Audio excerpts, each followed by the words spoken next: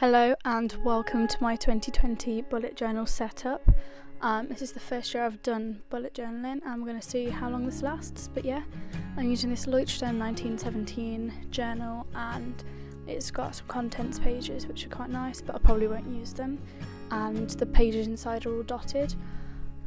So I decided to use a kind of art deco-y sort of 1920s roaring 20s theme since we're going back into the 20s.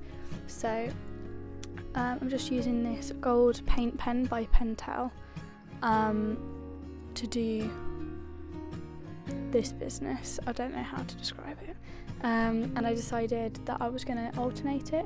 So instead of all of them being gold, the 2 of the first 20 and the 0 of the second 20 would be gold, and then the other 2 would be black, which I think looks really cool. And I just found this kind of art deco-y font online and kind of worked out with the dot spacing how to put that into my journal to make sure it looked symmetrical and everything, because symmetry is such a huge thing in the 20s and kind of like art deco style.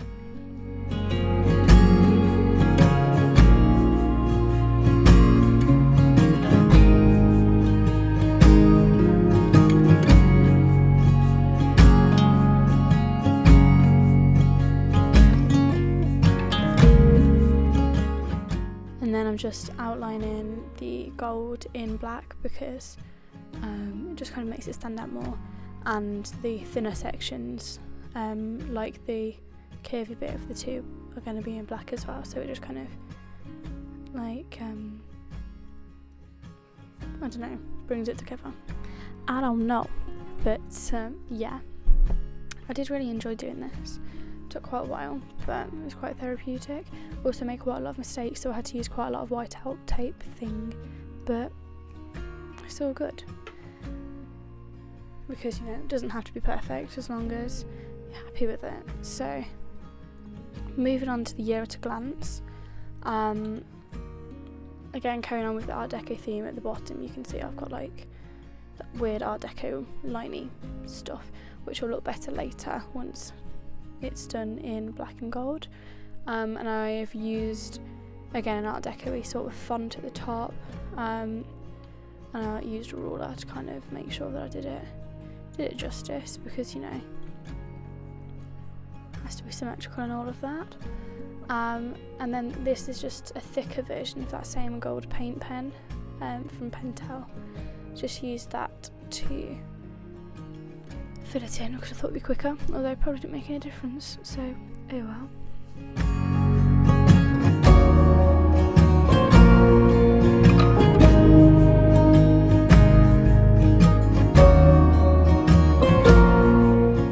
And then just doing the very repetitive task of drawing out all of these calendars for the year.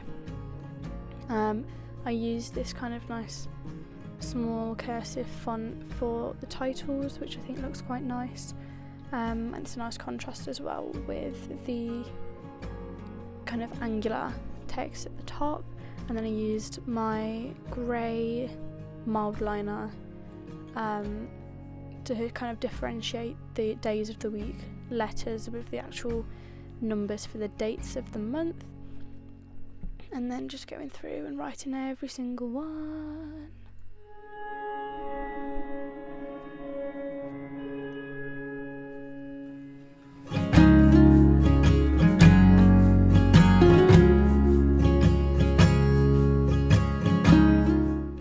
As you can see, there is a little bit of ghosting, but as far as I remember, it didn't bleed through anywhere, if I'm remembering rightly.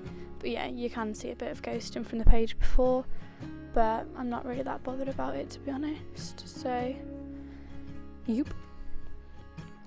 Okay, so now I'm going on to the key and remember parts. So like for the key, if I put, I don't know, like a circle around a date sort of thing, then it's a birthday or something like that. I haven't decided on my key yet, but I'll be putting that in there. And then the remember section would be for specific dates that I need to make sure I remember. So for example, like any important birthdays, or you know, like auditions for uni and stuff like that, just pop them in there.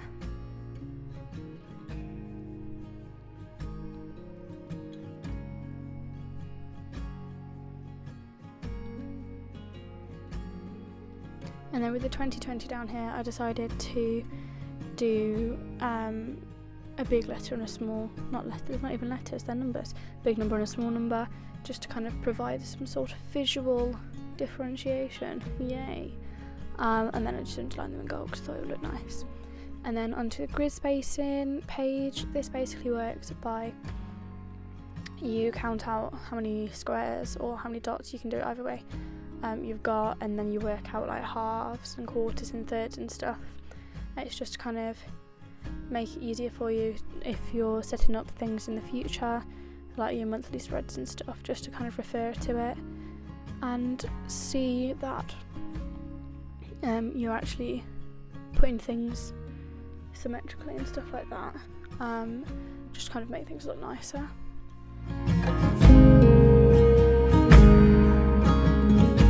And then I'm moving on to my goals page, and again I did quite like a nice art deco-y ornate sort of thing with the title. It took a while, but I think it is worth it. It looks nice.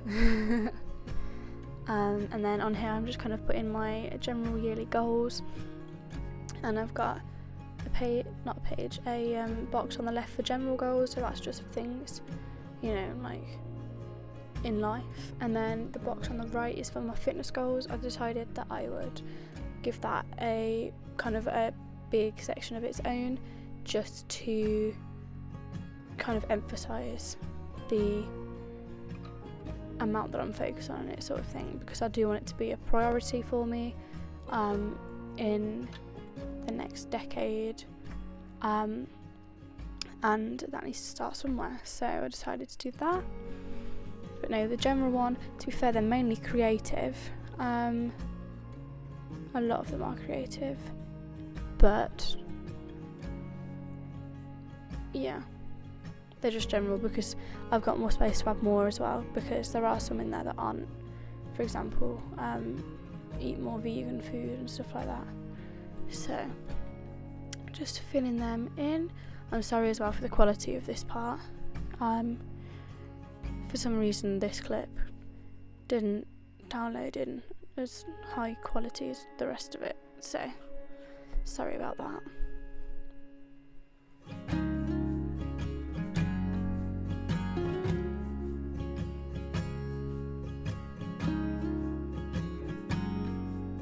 You just see my ginger poking in. As you can see, I kind of needed a bigger fitness section because I wanted to go into more detail, and it's taken up a good like 3/4 of it. And then I'm going on to my year in photos.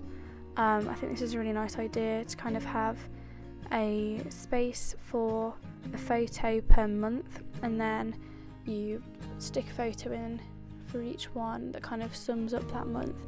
So for example, for January it'll probably be something from my birthday, since it's my 18th, and yeah, who knows what the other months are going to have, but yeah, just I think it's quite a nice way of looking back on the year, especially once it's this time next year sort of thing, and looking back on the year that you've had and all the memories and all of that sort of thing. Quite nice.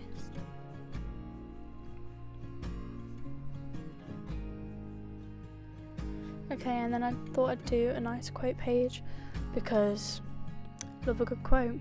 Tomorrow we run faster, stretch out our arms farther, from The Great Gatsby by F. Scott Fitzgerald, and I think it's just quite a good quote. Obviously it's about the American dream because it's from The Great Gatsby, but I think it's just fitting for kind of aspiring to do more, and just generally a new year and a new decade and like all the things that lie ahead.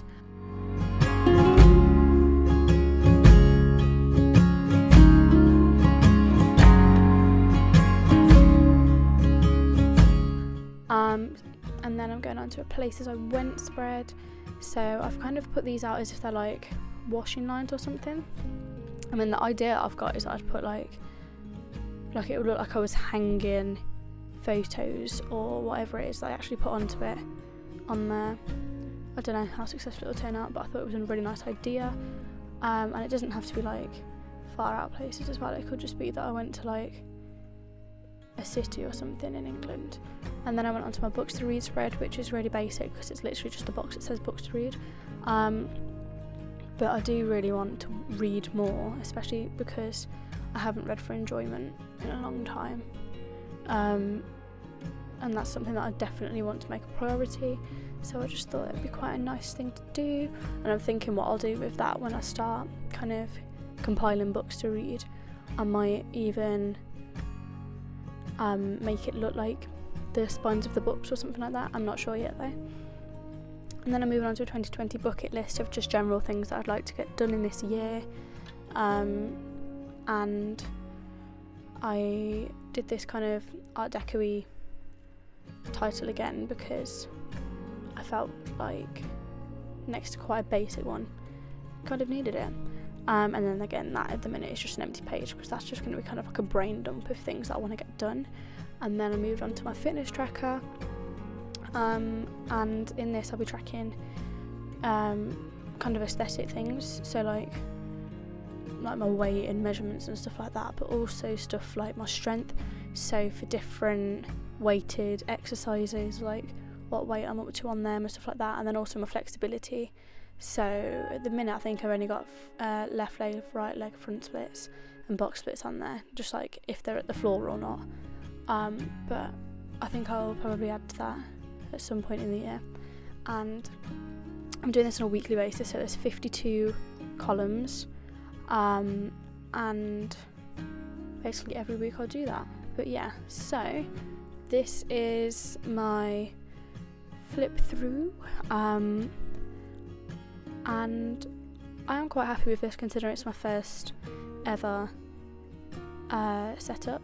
So yeah, so here's the cover page.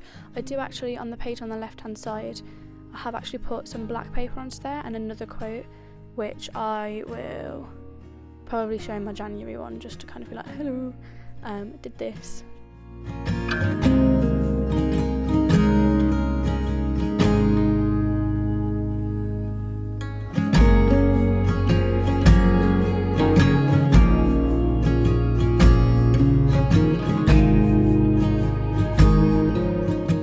I feel like I should add some more gold onto this page because it is only black, but I'm not sure where I put it yet. I might do it as borders around the photos or something, but I'm not entirely sure yet.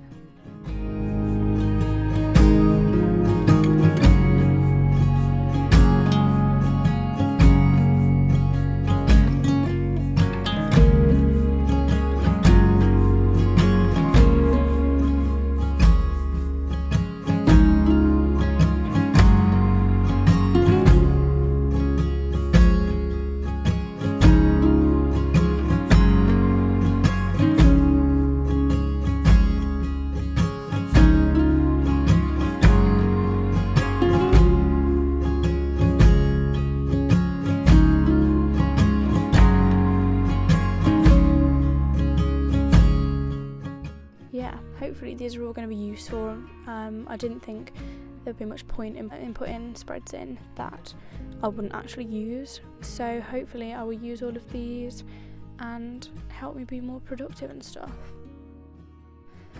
But yeah, that is my 2020 bullet journal setup, so thank you very much for watching.